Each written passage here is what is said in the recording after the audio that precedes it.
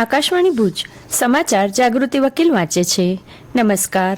ભારતીય બંધારણના ઘડવૈયા બાબા સાહેબ ડોક્ટર ભીમરાવ આંબેડકરની 135મી જન્મ જયંતિની ઉજવણી આજે નવી દિલ્હીમાં સંસદ ભવનના પ્રેરણા સ્થળ ખાતે યોજાશે. આ પ્રસંગે રાષ્ટ્રપતિ દ્રૌપદી મુર્મુ, ઉપરાષ્ટ્રપતિ જગદીપ ધનખડ, પ્રધાનમંત્રી નરેન્દ્ર મોદી, લોકસભા અધ્યક્ષ ઓમ બિરલા સહિતના અનેક મંત્રીઓ, સાંસદો સહિતના બાબા સાહેબ આંબેડકરને પુષ્પાંજલિ અર્પણ કરશે.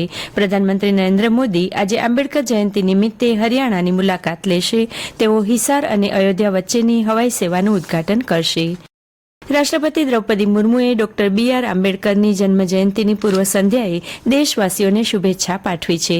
એક સંદેશમાં રાષ્ટ્રપતિએ બાબા સાહેબને અસાધારણ ક્ષમતાઓ અને બહુપક્ષીય વ્યક્તિત્વ ધરાવતા વ્યક્તિ તરીકે વર્ણવ્યા અને ભાર મૂક્યો કે તેઓ એક અર્થશાસ્ત્રી, શિક્ષણશાસ્ત્રી, ન્યાયશાસ્ત્રી અને એક મહાન સમાજ સુધારક હતા. આજે ડોક્ટર બાબા સાહેબ આંબેડકરની 134મી જન્મ જયંતિની સમગ્ર જિલ્લામાં ધામધૂમપૂર્વક ઉજવણી કરવામાં આવશે. ભુજ, ગાંધીધામ, અંજાર, આદિપુર, મુન્દ્રા, માંડવી, નખત્રાણા અને વિવિધ ગામોમાં જન્મ જયંતિને અનુલક્ષીને જુદા જુદા કાર્યક્રમોનું આયોજન કરાયું છે. જિલ્લા મથક ભુજ ખાતે ભીમરાવ ગ્રુપ દ્વારા ભીમરાવનગર મધ્યથી બપોરના 3 વાગ્યે શોભાયાત્રા કાઢવામાં આવશે, જે શહેરના રાજમાર્ગો પર ફરી ટાઉનહોલ પાસે બાબા સાહેબની પ્રતિમાને હારારોપણ કરી સમાપન કરવામાં આવશે. આ યાત્રાને સાંસદ વિનોદ ચાવડા, મામલતદાર ડી.કે. રાજપાલ, નગરસેવક કમલભાઈ ગઢવી સહિત મહાનુભાવો દ્વારા પ્રસ્થાન કરાવાશે. મુખ્યમંત્રી ભૂપેન્દ્ર પટેલે રાજ્યની નગરપાલિકાઓને નવા નગર સેવા સદનના નિર્માણ માટેની સહાયમાં વધારો કર્યો છે. આ નિર્ણય અંતર્ગત અ વર્ગની નગરપાલિકાઓને હવે 6 કરોડ રૂપિયા, બ વર્ગને 5 કરોડ રૂપિયા, ક વર્ગની નગરપાલિકાઓને 4 કરોડ રૂપિયા અને ડ વર્ગને 3 કરોડ રૂપિયાની સહાય અપાશે. નગર સેવા સદનના નિર્માણમાં દિવ્યાંગજનો અને વરિષ્ઠ નાગરિકો માટે લિફ્ટની સુવિધા તથા વીજ બિલમાં બચત માટે સોલાર સિસ્ટમ કાર્યરત કરવાની રહેશે. સાથે કેચ ધ રેન અભિયાનને વેગ આપવા નવા નગર સેવા સદનના બાંધકામમાં વરસાદી પાણીના સંગ્રહની સિસ્ટમ પણ ઊભી કરવાના દિશા નિર્દેશો શ્રી પટેલે આપ્યા છે. આ ઉપરાંત નગરપાલિકાના હયાત નગર સેવા સદનમાં સમારકામ અને વિસ્તરણ કરવા માટે મળવાપાત્ર રકમના 25% રકમ અપાશે.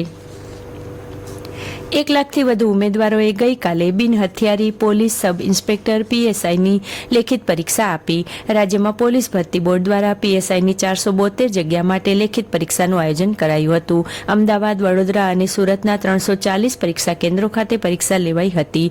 તમામ પરીક્ષા કેન્દ્રો તથા વર્ગખંડમાં સીસીટીવી કેમેરાથી મોનિટરિંગ કરાયું હતું. આ પરીક્ષામાં 3 કલાકના 2 પેપર લેવાયા હતા. પરીક્ષા પૂર્ણ થતાં પરીક્ષાર્થીઓએ સંતોષ વ્યક્ત કર્યો હતો.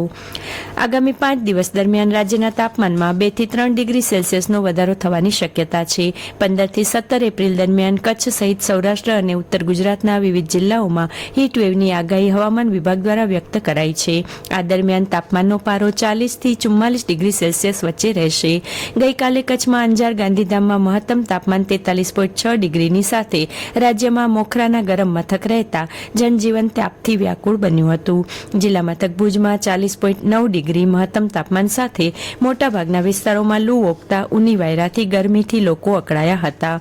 ઉનાળાની કાળઝાળ ગરમીમાં ઊંચા તાપમાનમાં શરીરને યોગ્ય રક્ષણ આપવા તથા આંખની સક્રિય સંભાળ રાખવા જનરલ હોસ્પિટલમાં તબીબોએ સૂચના આપતા જણાવ્યું હતું કે શરીરને હાઇડ્રેટ રાખવા સતત પાણી પીતા રહેવું અને તડકામાં નીકળવાનું થાય તો આંખો પર યોગ્ય સનગ્લાસ પહેરવા તથા મોબાઈલ, કોમ્પ્યુટર જેવા ઉપકરણો વાપરતી વખતે વચ્ચે બ્રેક લેવો. હોળાષ્ટક અને મીનારક કમૂરતાને કારણે છેલ્લા 1.5 મહિનાથી અટકેલા શુભ પ્રસંગો આજે કમૂરતા ઉતરતા ફરી શરૂ થશે. તારીખ 6 માર્ચથી 13 એપ્રિલ સુધીના કમૂરતા પૂરા થતા 1.5 મહિના બાદ લગ્ન સહિતના શુભ પ્રસંગો શરૂ થતા આજથી બજારોમાં ગ્રાહકોની ચહલપહલ વધશે. એ સાથે 30 એપ્રિલ અખાત્રીજના દિવસે વિવિધ સમાજો દ્વારા સમૂહ લગ્નોનું આયોજન કરવામાં આવ્યું છે. ઇન્ડિયન પ્રીમિયર લીગ IPL 2025માં આજે લખનૌ સુપર જાયન્ટ્સનો સામનો ચેન્નઈ સુપર કિંગ્સ સાથે થશે, જે મેચ લખનૌના ભારત રત્ન અટલ બિહારી વાજપેયી ક્રિકેટ સ્ટેડિયમમાં આજે સાંજે 7:30 વાગ્યાથી શરૂ થશે. અને આ સાથે આ સમાચાર બુલેટિન પૂરું થયું. નમસ્કાર.